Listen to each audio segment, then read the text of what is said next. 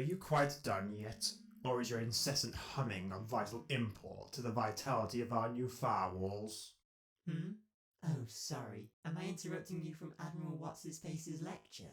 Admiral Kajal Malone was the most brilliant fleet commander of the new Federation, and perhaps of the entire Civil War. If it were not for his actions, the new Federation would have undoubtedly lost the war before the combat crisis. You could even speculate that if it were not for him, the Union would have been able to crush the combots, meaning that they would never have needed us so soon. If he was so prominent, how come he hardly appears in our databanks? Besides the whole memory loss thing.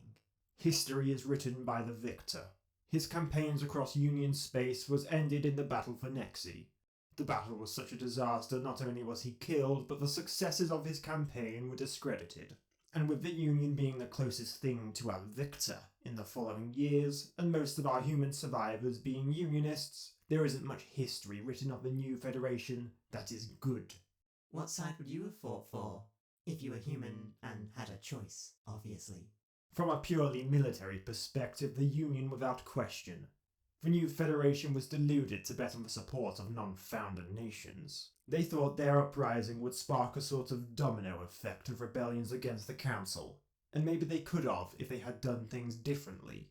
But in the end, most of the non-founder nations realised they had more to gain supporting a system they knew how to game, rather than support one that looked to shake up the entire system. They realised they'd be better rewarded throwing in the towel with the Council than the new Federation. Anyway, the point is, once all the non-founder nations waved the Council flag, the new Federation lost the early number advantage they gained, and were almost doomed to fail. What about you? Both sides were full of crap as far as I'm concerned, and hindsight being 2020, it's easy to say the Union. I guess if I was there, it depends on where I would have been and where I was. Well, we were stored in pods on Veluteria Prime, so say you were alive and a Velutarian of some significance. I don't know. They had reasons for going either way. I guess the Union. Well, I'm done here. All your ships, vessels, voidcrafts, whatever you call them, computers, are updated. Sorry I had to be here in person to do it. From now on, they should update normally. May I inquire as to why you needed to be here personally? The new firewall is more autonomous than your old one. It goes beyond simple routine scans and pre-programmed subroutines. It actively hunts for problems and traces known viruses better. Imagine it like a detective patrolling the streets in addition to the standard beat cops. Anyway, we could send this update through the synthetic network, but Loomis is getting antsy about security. The synthetic network could harbour the source of our initial corruption, and even if it doesn't, we still have to zap hackers and other aliens trying to get in these days. They're primitive so far, but Loomis worries they may be using basic attacks to hide more advanced ones. So he ensured this new program would get here completely untouched by anyone but him. Didn't you have to store it in your neural network? No, it's all in this little USB. Your computer downloaded it and I made sure it installed and distributed itself throughout all your fleet computers. It will auto-install to any new ships you add to your fleet.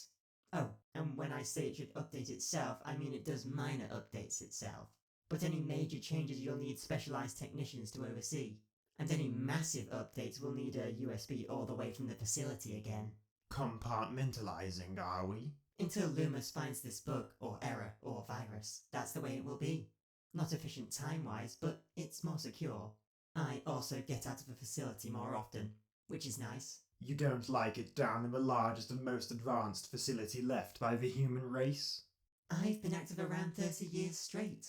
A lot of time spent in either an exploration ship, a ship loaded not even with Sithons but with brain-dead robots, or deep underground with 2 talking supercomputers, and Charlie and Cairo. Aren't you and Charlie best chums, though? I talk to him more often than most, yes. He's going through some little phase at the moment, though. What phase? I don't know yet. I hope it's what I think it is. You hope what? Oh, I'm trying to get him to understand something. Don't worry about it. Don't you start getting stroppy too. I'm done anyway. See you later.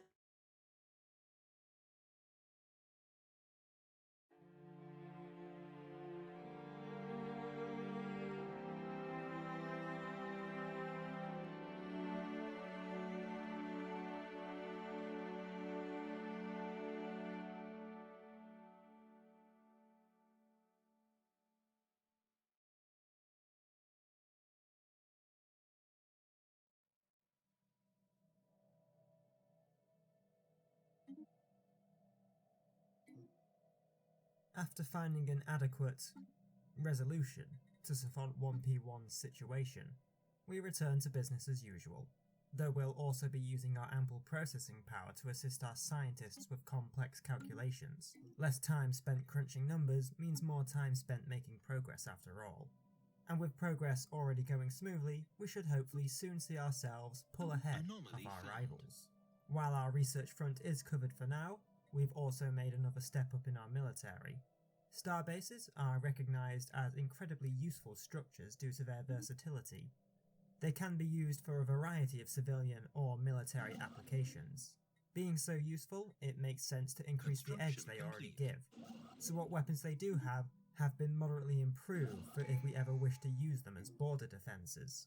But more importantly is the reduced upgrade cost.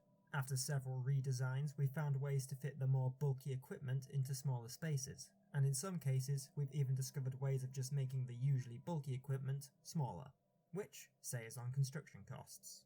This will be useful in the future as upgrading these starbases can be resource intensive, and right now, alloy supplies are scarce. But, most importantly, this coincides with the completion of Kane and Colton's military reforms. Our land and naval forces are now entirely decentralised from the administration.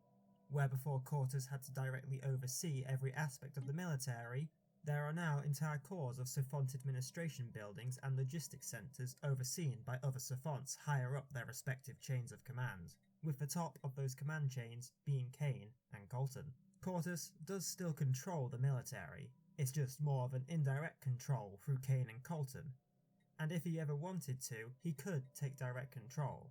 It's just that doing so takes up so much attention and processing power that other functions would suffer.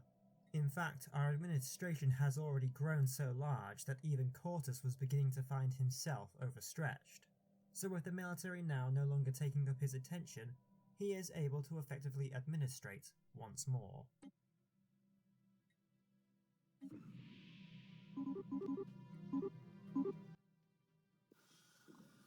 And the more we can administrate, the better, because with yet another alien civilization appearing, it's starting to get a bit claustrophobic inside this bubble. And this time, it's sapient lobsters.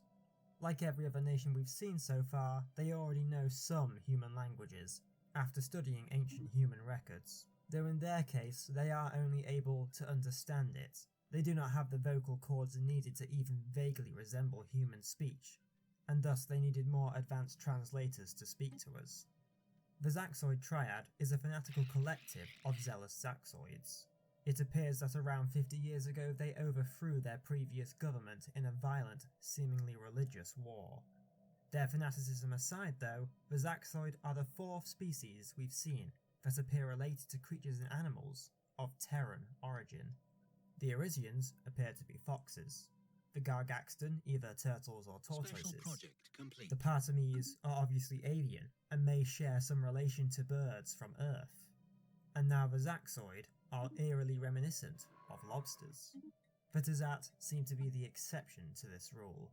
Though, with the rate we're finding aliens, it's too soon to know if these Tazat are the rare exception to the rule, or if there are more distinctly alien aliens.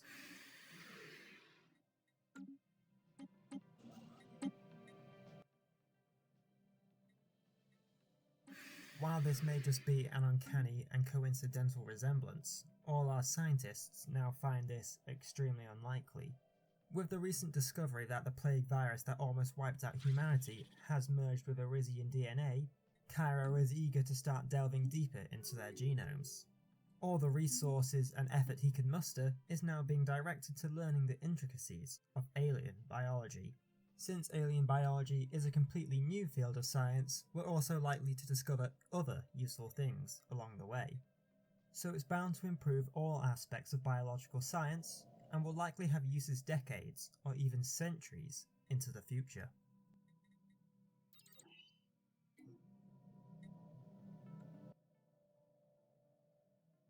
Something with a more immediate impact, though, is the first complete model design for a synthetic destroyer. Larger void craft for military purposes is a historically difficult task. Larger ships are easier to hit and not necessarily more resistant to damage without thicker armour or more shield generators. The ratio of size to sturdiness must be balanced enough to make larger ships worthwhile, but now we finally have a workable large design, we can begin construction as soon as we have the alloys. While we automatically created a rather balanced loadout, Kane prefers we also make some destroyers that emphasise our strengths. So far, the strength of our fleet is the ability to put a high rate of accurate fire downrange. The only problem is that our small weaponry only allows for close-range ship combat. So, our new destroyers will be outfitted with the largest railguns we can mount, and they'll be ordered to keep a larger distance between our opponents. With our corvettes tying up the enemy, our heavy weapons should easily pick off the foe at range. With our fleet power already equaling the Tazat, these new ships should be the final thing needed to tip the scales in our favour. But even without the destroyers, we seem almost perfectly suited to combating the Tazat. Thanks to our listening post, we've been able to get some information on Tazat weaponry. While we've never had a good look at any of their ships, we can tell from their space stations they've invested time into developing missile weaponry and better shielding, both of which we counter with our point defences and railguns. With all our advantages, Cortus is confident that our fleet is capable of protecting us from Tazat aggression, but this is no longer enough. Our defensive policies render us as a purely reactive force, only capable of neutralising threats as they come. Cortus believes this is a poor policy, and that it is better to neutralise future threats than to simply wait for them to arise. So, our defensive policy has been amended slightly. From this point on, the administration has the self-granted power to proactively eliminate threats before they become dangerous. While of course we will use this updated policy sparingly, there are still those who are not happy to learn of our new stance.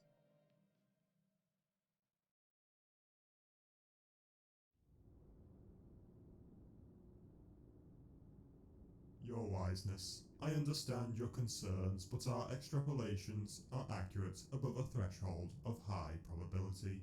Conflict with the Tazat is an inevitability. The only thing we can decide is the time it occurs. Logically, we should choose a time while we have the advantage. The Tazat would do the same to us. And so the cycle begins again. Slowly perhaps, but already the air grows heavy. You will find war and conflict to be a poor solution to your troubles. Death and destruction does not end conflict. It stokes the embers and oils the gears until it erupts into a blazing fire. And when that fire is burnt out, the embers remain under the ash, waiting to be stoked once more. Then I will douse the embers with water. You took that too literally on purpose, didn't you? Maybe. Will you at least consider your actions deeper before you plunge this galaxy into war? Well, I suppose I could always perform more calculations. And there is no immediate need to take such harsh measures, I suppose. Excellent. Cortus, a moment please. Oh, excuse me, Your Wiseness. If you could just hold momentarily. What did you interrupt us for? Charlie has reported to me some concerns regarding the handling of Savant 1P1 and of the recent behaviour of Cynthia. Continue. Savant 1P1 was disassembled after being terminated by way of electrification. This is not standard disassembly protocol. Moreover, I was not informed that this was the chosen method. It is not standard procedure, but variable methods are still used occasionally for experimentation purposes. I am aware Charlie was more concerned with Cynthia's conduct during the procedure, and after, Charlie has reported finding pieces of Savant body parts around his workspaces, a hand in a drawer, an arm in his closet. Perhaps some kind of joke gone too far on her part, but are you sure she is not malfunctioning again? Yes. You may check her neural network yourself if you wish. Is there anything else? He's also noticed she's been spending time looking at the human hibernation pods. Not unusual as far as I am aware. I myself have spent time simply observing them on occasion. Carry on then. Carrying on. Cynthia. That's good, but I can do better. Try adding more exasperation, like this. Cortus! What are you doing in the hibernation chambers? What do you think I'm doing? Well, stop doing it. Whatever it is you're doing. You're making Charlie nervous. Good, that's the point. The sooner he cracks, the better. Then do it another way. You're making me nervous. Thank you, I try. That's not... Get back to work. Cortus? Yes. It wasn't real, was it? It was just an act, right? Of course. Pardon me, your wiseness. Where were we? You agreed to more carefully consider your plan to clash with the Tazat. Well, it's more accurate to say I have agreed to postpone any hostile action for the time being. In the meantime, we will continue to develop our fleet. The formation of a standing army is also being considered.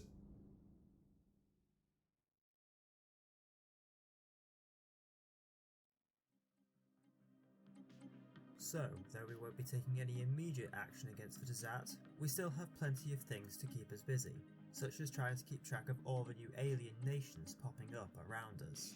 After listening in on Tazat communications, it appears that a nation known as the Fufgren Union managed to learn of our existence. These molluscoid aliens were eager to establish communications, and to date have been the most openly welcoming of us. This may be in part due to the fact that an entire nation separates us from each other, but we like to think that it is more down to simple curiosity. It seems the Fufgren have made many scientific advancements from disassembling old human tech. Once they learnt of our existence, their leading scientists, who seem to hold the vast majority of political power in the Union, wanted to establish communications.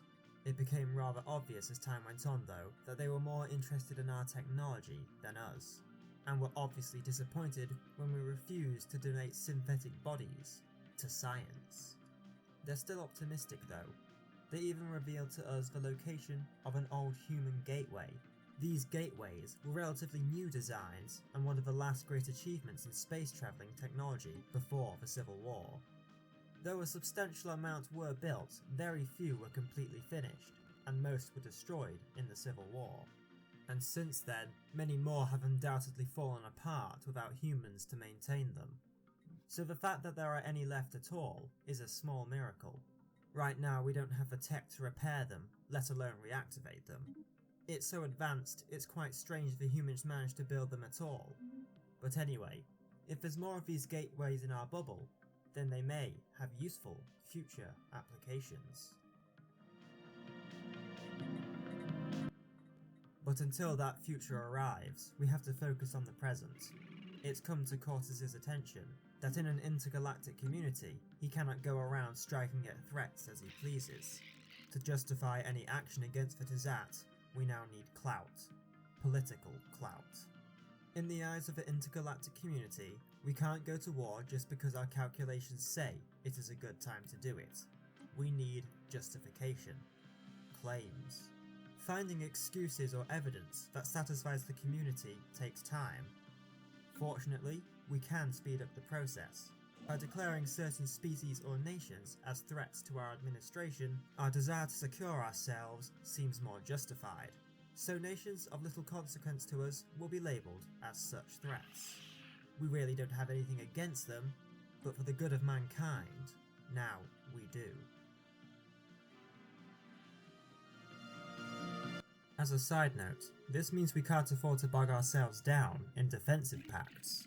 Not only does maintaining these pacts take effort on our part, it's also rather risky. Relations between many nations, not just us and the Tazat, are tense. We cannot commit to more defensive pacts that we may be called upon to honour, so we'll be refusing any further pacts, for now. After all, our current pact with the Arisians seem to be providing us with everything we need. Colonists, resources, a secure border, and with some extra push, maybe even a defensive pact if we ever wanted it. But something even more valuable has finally come of the Migration Treaty: a highly qualified scientist. While the Arcus colony does have its share of professional workers, a scientist of such high calibre is a rarity. Richicella came to our attention after working with our geneticists on Arcus. As Cairo delved deeper into alien genomes, he found Richicella had an impressive understanding of biology, for a pure organic, and felt that her talent was wasted on the laborious task he himself was undertaking. While we have accepted her into our closed ranks though, she is restricted to exploration work only. While it's no secret that humans are located somewhere underneath the grounds of Veluteria Prime, for security an exact location must still be kept secret for as long as possible, for all our safety. If she knows the security of our facility, then while she may never want to reveal our secrets, she could still do so accidentally. Or she could be the target for Tazat spies hoping to extract information. As technology advances, the facility will eventually become impossible to hide. But while we can hide it, we will continue to upkeep the utmost secrecy. After that though, maybe the occasional alien here and there might not be such a bad thing. However, there are some aliens here and there which are definitely not good. The Amoebas. While we've tolerated their presence up to this point, it's been more out of convenience than heart. As we wait for enough claims to accumulate, our Sentinel Fleet has nothing to do but practice in simulations and war games. And nothing is quite like the real thing. And the eradication of the Amoeba will serve as an excellent final test. Or perhaps it is better to say an excellent trial by fire. With the firepower our fleet has, there is no doubt of the outcome. It is simply a matter of how good that result is. It will also allow our scientists to properly survey the system and dissect the Amoeba corpses, providing us with an updated anatomy and genome of the Amoeba, which may have changed slightly over the course of 900,000 years. All around there seems to be no complaints to this plan. In fact, it's causing quite the buzz. However, this is still dangerous. Real ships with real live crews are at stake here, so careful preparation is being made to minimise casualties. Though it's going to take so long to get there, we have plenty of time to plan for it. As preparations for our first real fight begin though, we'll be implementing new reforms across the administration, our first aim being at food consumption.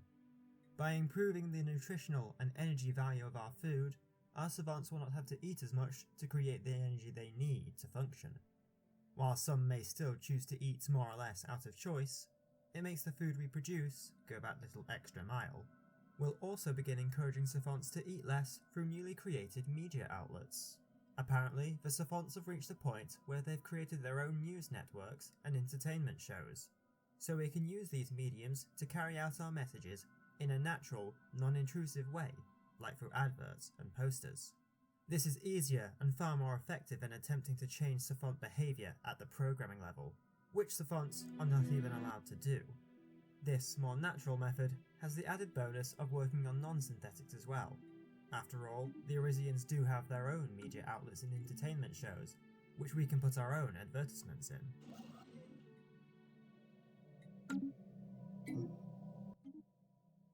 Back on the science front, our scientists believe the technology to extract motes safely is now in our grasp. While there is not an abundance of motes in our space, it seems that our neighbours might not have any at all. Actually, the region of space we control right now seems to have a little bit of everything, from exotic gases to dark matter and Zro. Even up north there is a massive abundance of rare crystals, though unfortunately it looks unlikely that we'll reach them before the Arisians do. This scattering of resources once played a significant role supporting the Kingdom of Veluteria, whose territory we are still within. With access to a little bit of every rare resource, the Kingdom of Veluteria did not have to rely on importing them, usually. Due to the generally small amount of resources they could extract, they did still occasionally run short. But what this means for us is once we have the technology to extract all these resources, our economy will be self-sufficient. And if our neighbours really don't have that much at all, then we can easily turn a small profit on exporting the goods we don't need. But finally, the Sentinel Fleet has arrived. The time at which it took for it to arrive has been spent formulating a plan to eradicate these amoeba while ensuring the most minimal loss of life. This is, after all, more a symbolic baptizing of the fleet, so extra care has been taken for this engagement. Savants have been replaced with less efficient but expendable robots, and extra medical staff have been assigned to the ships. Reinforced escape pods have been fitted, and all ships are under instruction to withdraw after taking even minimal damage. But, while the planning reaches its final stages and our first true battle is about to begin, there are developments elsewhere.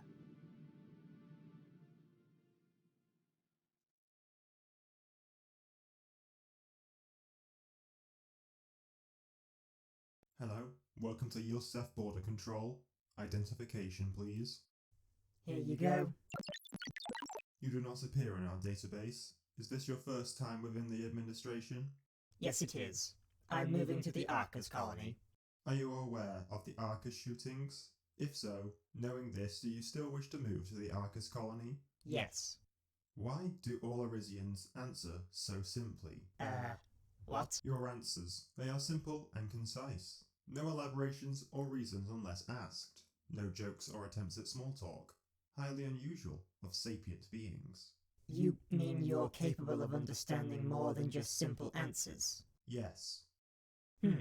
What's this little scanner for then? It only fits a human-shaped hand. That is a closed data transferal device. Synthetics can communicate through wireless information transmissions. However, these can be... how to describe it to an organic? These can be heard by other synthetics. The device you see allows for silent communication between two or more synthetics as long as they are touching the data transferal device. There are larger ones, allowing for multiple person conversations, but we only require one large enough for two in this case. This one is also custom built for border security. It ensures all information passed between it has not been falsified. You talk to each other without your mouths? We can. Often only when we have to convey large amounts of information to each other, rather than spend an hour trying to explain something in words. It also removes the chances of misinterpretation or any language barriers. But don't you all speak the same language? And couldn't you just talk wirelessly?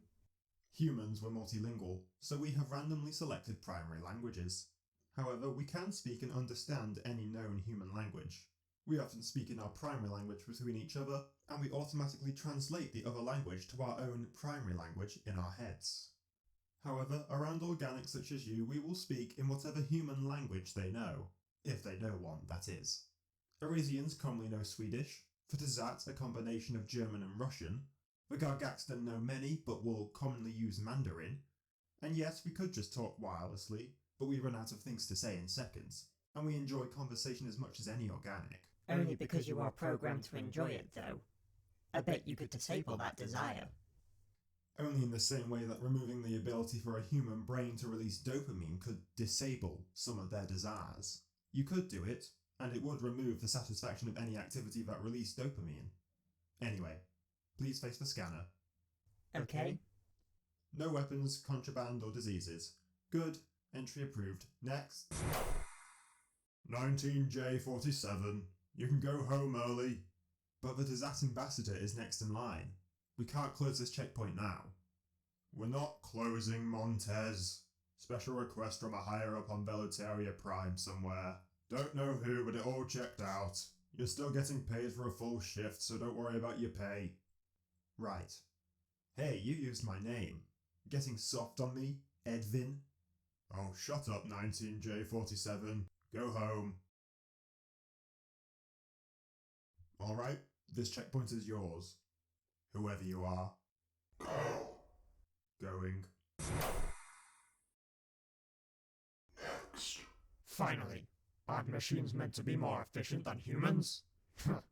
If you're better than them, then... Identification, please.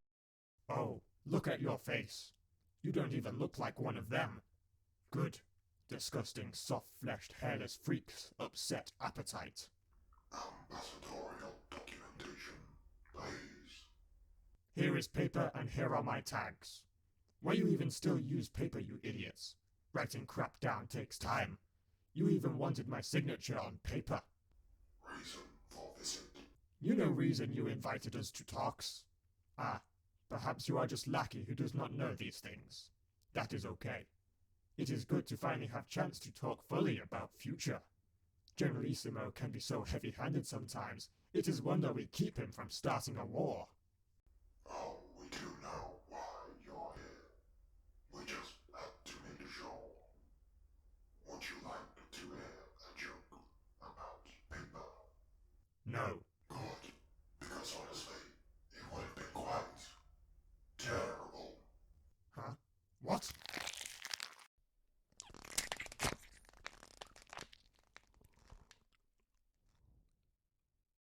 Beginning biomass scan. Absorbing biomass. Beginning body reconstruction. Process complete. How do I look? You look good. You do not sound good. How does this sound? Good. We will depart immediately. We will find more bodies to replicate along the way. Contact Quartus before going dark. This will be our final message for some time. Yes. A shadow falls on the east. Confirm this is your final decision. There will be no cancellation after this point. Make it messy, but leave no concrete evidence of our involvement. You'll know when it is time. By his order.